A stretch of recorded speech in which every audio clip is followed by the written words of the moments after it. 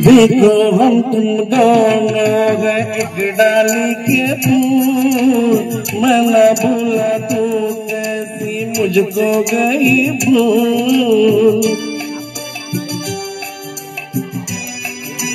हाँ देखो हम तुम दोनों हैं एक डाली के फूल, मैं न भूला तू कैसे मुझको गई भूल। आ मेरे पास आ जो कहना है, 1000 में मेरे बगना है। सारी उम्र हमें संग रखना है, उनों का तारों का सबका कहना है। महिला दिनाच्या माझ्याकडून सर्वांना हार्दिक शुभेच्छा। थँक्यू।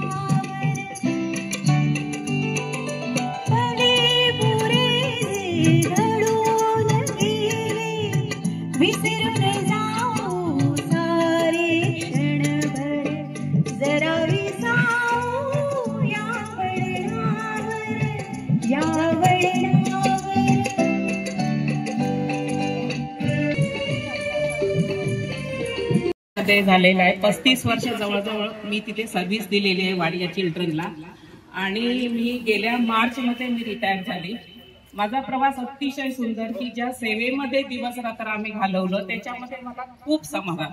आणि दुसरी गोष्ट सांगायची आहे की मी रिटायर झाले तरी मी अजून रिटायर असं मला वाटत नाहीये की माझी तीच ड्युटी अजून माझी चालू झालेली आहे की जे मला पूर्वीपासून मला जे बोलवत होते सेवेसाठी तो प्रवास माझा आताही सुरू आहे, त्याचं मला खूप समाधान आहे।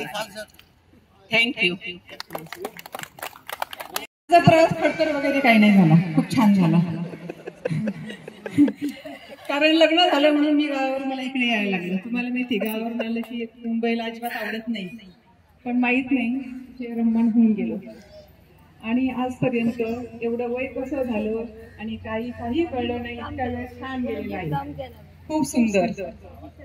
आणि विशेष म्हणजे गार्डनला येताना इतका आनंद होतो की आल्यानंतर काही काळ म्हटल्यानंतर की आपण एकदम खूप एनर्जी घेऊन जातो मस्तपैकी।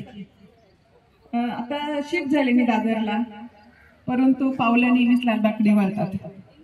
लालबागला आल्याशिवाय माझा एक पण दिवस जात नाही, कारण आपली ही माणसं आपल्या लालबागच्या मातीतली माणसं, खूप छान माणसं आहेत इथली. आणि इथून गेल्यानंतर अख्ख्या दिवसभर मी घरामध्ये असते, काहीच करत नाही. मग प्रत्येकाचे दरवाजे बंद असतात, कोणी भेटत नाही, काही नाही. येणार प्रत्येक दिवस हा चांगला असतो. लालबागला पावलं वळतात आणि मी छान आनंदित होऊन जाते. खरं म्हणजे खूप लहान वयामध्ये मी सर्व्हिसला लागले. 18 वर्षे पूर्ण झाले, लगेच लागले. तेव्हापासून तर आतापर्यंतचा सगळाच वेळ जवळजवळ सेवेतच गेलेला आहे.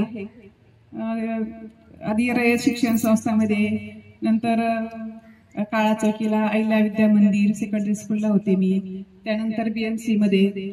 मग मुलं बाळ घरातली सगळी दीर वगैरे सगळ्यांची लग्न सगळं करून, सासू सासरे, आणि त्यांचं मला खूप प्रेम मिळाले आहे, आशीर्वाद मिळालाय मला.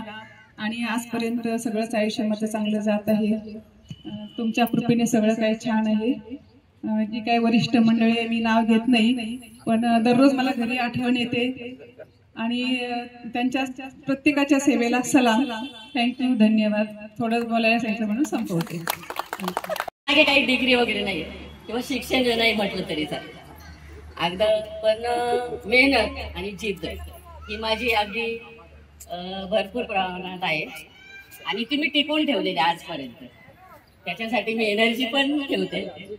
आणि खरं तर माझं बालपण मुंबईचं आहे, पण माझं लग्न झाल्यावर मी गावची झाली. त्यामुळे दोन्ही अनुभव मला आले, गावचा आणि मुंबईचा. अगदी जात्यावर दळण्यापासून माझी सुरुवात आहे आणि मी ते शिकले ते पण म्हणजे आमच्या गावांबरोबर. त्यामुळं सर्व जो काही राऊंड आहे तो माझा पूर्ण मेहनतीचा आहे.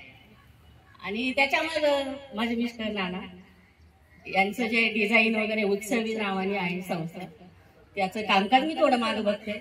तसे मी पडद्यामागचा कलाकार म्हटलं तरी चालेल, कारण पुढे ते आहे आणि त्यांची कौतुकाची थाप आहे म्हणून मी पुढे जाऊ शकते. आज मला खूप लोक ओळखतात. माझं नाव जिजाबाई, पण नानी या नावाने मी फेमस आहे. अगदी बाहेर गावी अमेरिका, जर्मनी वगैरे सगळे मला फोन येतात की नानी कशा आहात. तर खूप बरं वाटतं, आनंद वाटतो. आणि गणपतीच्या याने माझी ती सेवा होते आणि मी करते आनंदाने. अगदी 3 महिने मी गणपतीच्या कामामध्ये झोपून देते. जून नंतर मी गार्डनमध्ये सहसा दिसत नाही, अगदी गणपती उठेपर्यंत. आणि मला ते करायला आवडतं. म्हणजे ते नाना म्हणतात तू कर किंवा करत राहा असं पण नाही, पण मला त्याची आवड आहे, ती मी जोपासते आणि छान मला त्याच्यात आनंद भेटतो. कारण उत्सव या ओळखीमुळे मला ओळखलं जातं. तुमची डिग्री किंवा इतिहास काही नाही आहे, माझी मेहनत त्याच्या मागची. तर हा माझा एक मेन पॉइंट आहे आणि तो मी अगदी कौतुकाने आनंदाने जोपासते. आणि ईश्वराने मला त्याच्यासाठी ताकद आहे, कारण मला लोळत नाही कुठे कोणाला त्रास द्यायचा. कारण माझी जिद्द आणि तब्येत ही मजबूत राहावं हीच ईश्वर चरणी प्रार्थना आहे. महिला दिनानिमित्तानं मी सगळ्या महिलांना सांगते की तुम्ही झुरत बसू नका, काहीतरी करा, आपली जिद्द ठेवा, आपल्याला जे करायचे ते करा. आणि सुनांच्या कुरघोड्या काढू नका, त्यांच्यावर प्रेम करा, त्यांना कौतुकाची थाप द्या. मुलीला द्या, सुनेला द्या, तर त्या तुमचं कौतुक करतील. त्यांचं जर आज तुम्ही प्रेम दिलं त्यांना, तर त्या उद्या तुम्हाला देतील. आज नाही दिले तर उद्या त्याही देणार नाही, कारण प्रत्येक महिलाचं ते हे आहे त्याच्यामध्ये. तर आपण द्यायची तयारी ठेवा, तर ते आपल्याला रिटर्न भरपूर प्रमाणात भेटत. हेच माझं सांगणं आहे सगळ्या महिलांना. आणि माझे 2 शब्द बोलून मी संपतो. तिने वेगवेगळ्या क्षेत्रामध्ये सर्टिफिकेट अचीव्ह केले आहेत आणि आपल्याला त्याबद्दल काहीच माहित नाही, पण तो त्यांचा प्रवास किंवा त्याच्यासाठी त्यांनी कसं इन्स्पिरेशन घेतलं आणि आपल्याला ते कसे इन्स्पायर करू शकतात. तर मी पुढील महिलेला बोलवतो, सुनीता मॅडम या. नमस्ते सर्वांना, नमस्कार. सर्व मैत्रिणींना महिला दिनाच्या खूप साऱ्या शुभेच्छा. मी घरी राहून मी ट्युशन्स घेतले, जवळजवळ 25 वर्ष मी सतत क्लासेस घ्यायचे. मग खूप वजन वाढलं, पाय दुखायला लागले, शरीराचं खूप बॅलन्स बिघडला.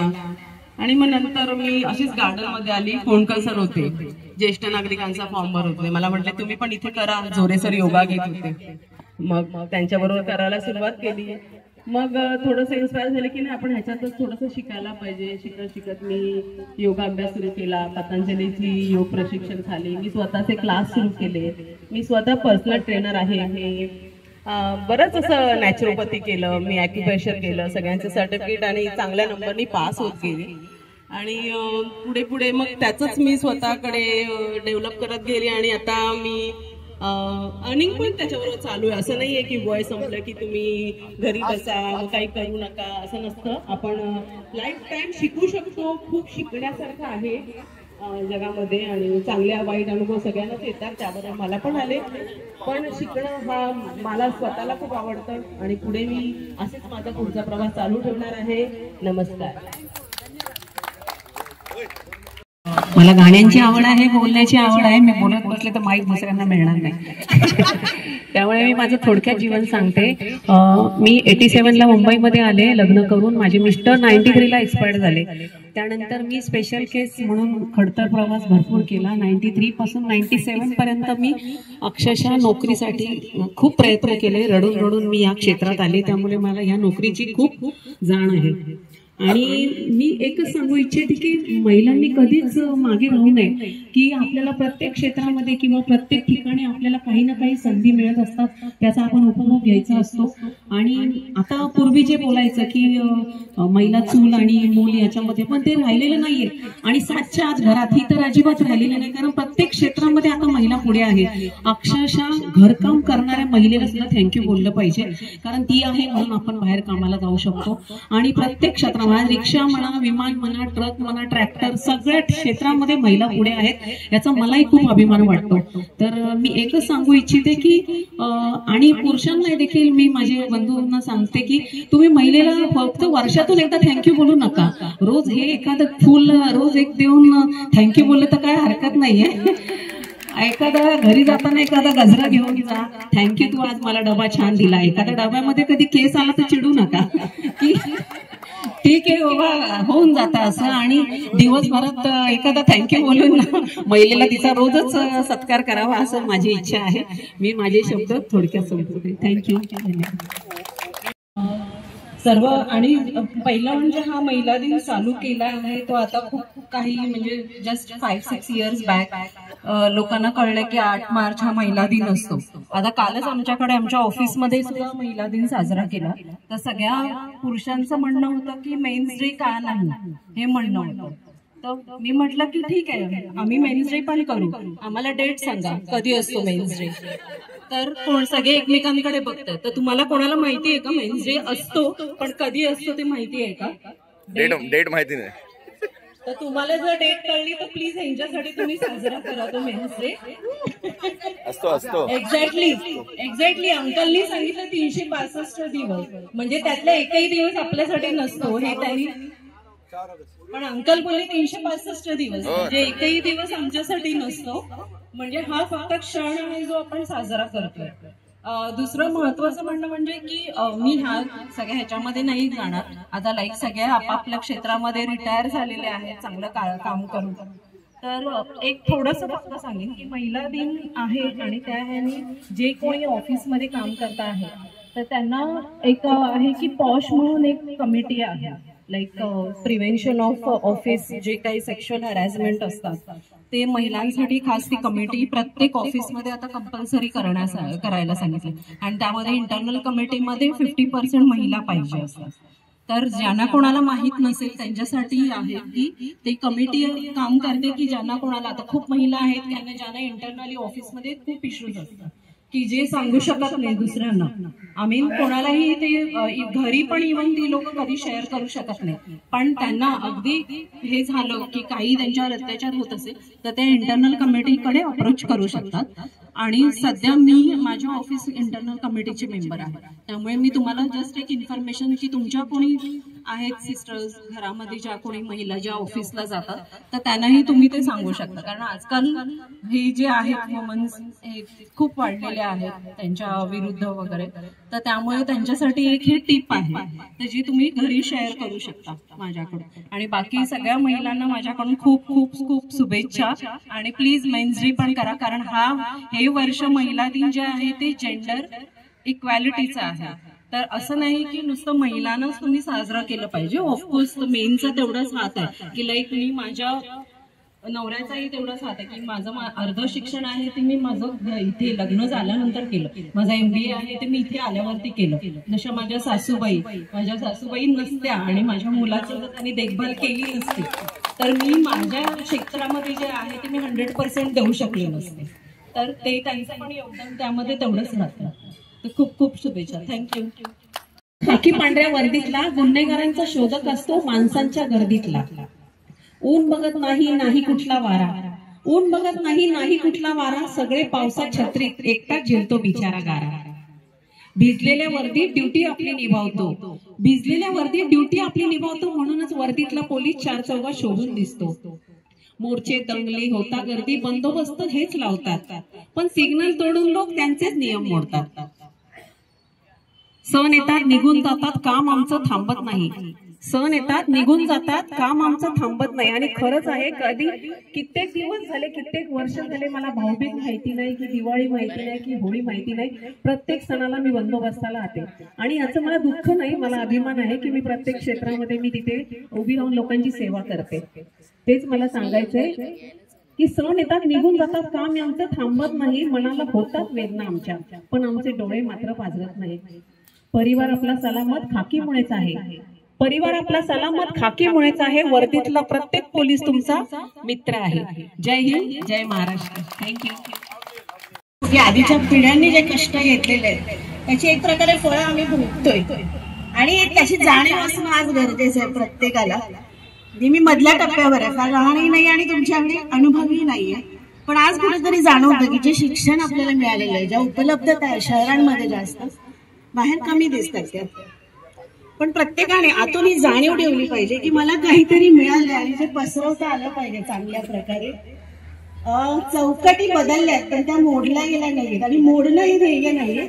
आपल्या चौकटींचा दायरा वाढवणं हे आपलं काम आहे. म्हणजे कोणी जॉब केला, कष्ट सगळ्यातच आहे. म्हणजे घरात आपली आई किंवा ज्यांनी घरं सांभाळलेले आजही सांभाळतात त्या फुल टाइम जॉबवर आहेत, म्हणजे त्यांचे कष्ट कमी नाही आहेत आणि जॉब करणाऱ्यांचे जास्त असं काही नाही. पण कुठेतरी आपण जॉब केला म्हणून आपण सक्सेसफुल झालो असं त्याचा अर्थ होतो समाजामध्ये. मान्यता प्रत्येकाला आहे. मला एवढं सांगायचं की आज एक महिला म्हणून आतून 100% कॉन्फिडन्स आपल्यावर असणं फार गरजेचं आहे. तो दुसऱ्यांनी द्यावा आणि मग आपण काहीतरी करणार आहोत ही संकल्पना आज मोडीत काढली पाहिजे. मग ते कुठलंही काम असू दे. जसं आता आपल्या होत्या की ज्या क्लासेस घेतात आज घराघरातून, म्हणजे जागतिक घरातून काय आहे की आपण घरातून जगापर्यंत पोहोचू शकतो. ही उपलब्धता जी आहे माध्यमांची, गावागावातल्या आपण बघतो, रानात सुकामेवा आणि भाज्या बनवणाऱ्या आपल्या काकू काकी आज दिसतायत जागतिक चॅनलवरती आपल्याला आणि त्यांना मान्यता मिळते. तुम्ही माझ्या आईबद्दल ऐकले, गाणींबद्दल. खरंच आज आमच्या घरातला मेरुस्तंभ आहे तो की कुठल्याही परिस्थितीत चेहऱ्यावर आनंद कसा ठेवायचा. म्हणजे पाय भासतायत तुमचे पण चेहऱ्यावर हास्य आहे, हे आम्ही दोघांकडून शिकलेलो आहे. आणि मी आज विश्वासाने जे उभं राहिले की तुम्ही कुठल्याही परिस्थितीत असाल पण आनंद आपल्यात असणं आणि तो समोरच्याला देणं, वयाची मर्यादा न ठेवता, ही आजची गरज आहे. महिला सक्षमीकरण म्हणजे काय, तुम्ही स्वतःच्या पार उभं राहायला पाहिजे. हा हे मला असं बोलले मग मला वाईट वाटलं, मग मी रडत बसले, ही गेल्या त्या गोष्टी सगळ्या. आज आपण मॅडमना खरंच आभार मानले पाहिजे की त्यांनी ते 2 शब्द शेअर केले प्रत्येक क्षेत्रातले. तर माझं एवढंच छोटं मत आहे की घरातून सुरुवात करा. आपल्या मुलींना सांगा, सुनांना. आईने फार छान सांगितलं की मुलीला आणि सुनीला तुम्ही एकत्र एक आहे म्हणता पण वागण्यात ते आहे का ते दिसू द्या प्रत्यक्षात आणा. आणि मी फार वेळ घेणार नाही. मला मी आनंदावर बोलले तर एक छोटे 4 होईल. आवाज माझा खराब आहे पण प्लीज आजच्या दिवशी सहन करा. मी बोलून दाखवेल, गाऊन दाखवेल, चालेल का? एक शीर्षक गीत आहे जुन्या मालिकेचं. आनंद या जीवनाचा सुगंधा परी दरवळा,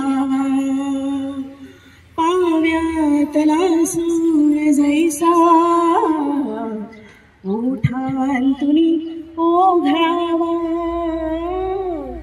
आनंद या जीवनाचा सुगंधा परी दळवळावा, जिजुनी स्वतः चंदनाने दुसऱ्या समदुगंध द्यावा, जिजुनी स्वतः चंदनाने दुसऱ्या समदुगंध द्यावा, हे सांगता जीवनाचा प्रारंभ तो ओळखावा, आनंद या जीवनाचा सुगंध परी दळवळावा. हाच आनंद तुमच्या मनातून जगापर्यंत पोहोचवण्यासाठी आजच्या महिला दिनाच्या, जागतिक महिला दिनाच्या खूप खूप शुभेच्छा. आज आपण 8 मार्च जागतिक महिला दिन साजरा करण्यासाठी एकत्र आलो आहोत. हा दिवस संपूर्ण जगभरातील महिलांच्या संघर्षाचा, त्यागाचा आणि त्यांच्या कर्तृत्वाचा गौरव करण्यासाठी साजरा केला गेला. स्त्री ही केवळ एक व्यक्ती नसून तीच आई, बहीण, पत्नी आणि मुलगी आहे. तिच्या कष्टाने संसार फुलतो, तिच्या ज्ञानाने समाज घडतो आणि तिच्या आत्मविश्वासाने राष्ट्र उंच भरारी घेतो. आपल्या इतिहासात राजमाता जिजाऊ, सावित्रीबाई फुले, अहिल्याबाई होळकर, रमाबाई रानडे यासारख्या स्त्रियांनी आपली बुद्धी, धैर्य आणि कर्तृत्व सिद्ध करून समाजाला नवी दिशा दिली. आजच्या काळात महिलांनी शिक्षण, विज्ञान, व्यवसाय, राजकारण, क्रीडा आणि संरक्षण क्षेत्रातही मोठी प्रगती केली आहे. कल्पना चावला, किरण बेदी, लता मंगेशकर, पी.व्ही. सिंधू आणि अशा अनेक महिला आपल्यासाठी प्रेरणा स्रोत आहेत. महिला सक्षम आहेत, पण समाजाने त्यांना योग्य संधी दिली पाहिजे. स्त्री पुरुष समानता ही केवळ चर्चा नाही, तर ती आपल्या कृतीतून दिसली पाहिजे. प्रत्येक स्त्रीला तिचे हक्क, आत्मनिर्भरता आणि सुरक्षितता मिळाली पाहिजे.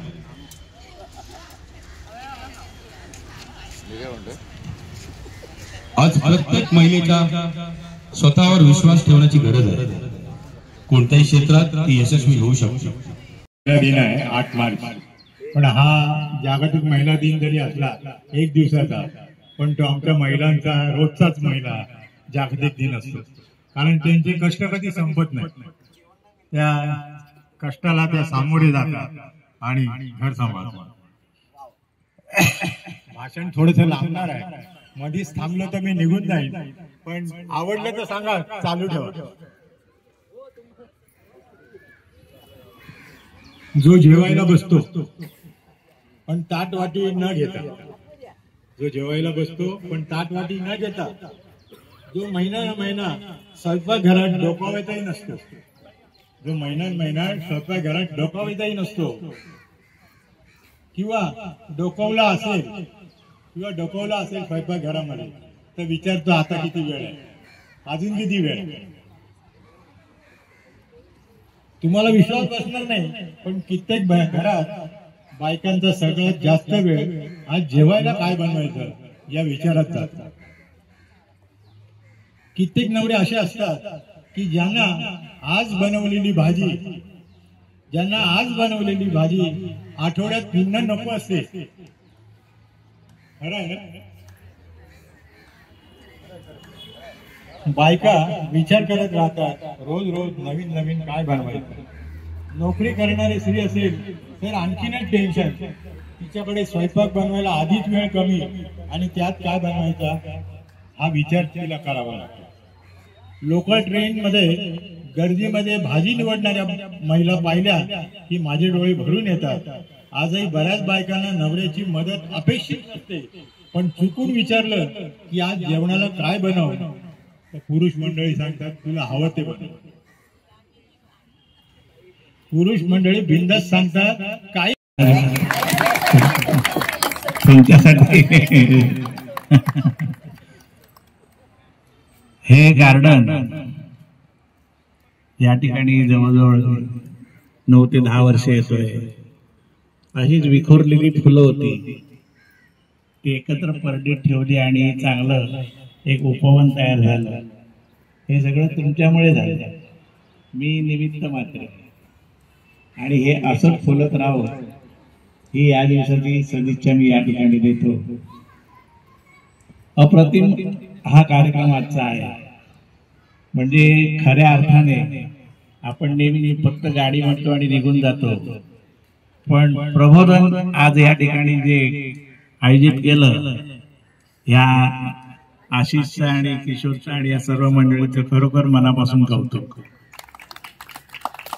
आपण जे सणवार उत्सव साजरे करतो त्याची महती सांगणं फार गरजेचं असते, आणि आज ते झालं. खरोखरच तुमचं मनापासून कौतुक.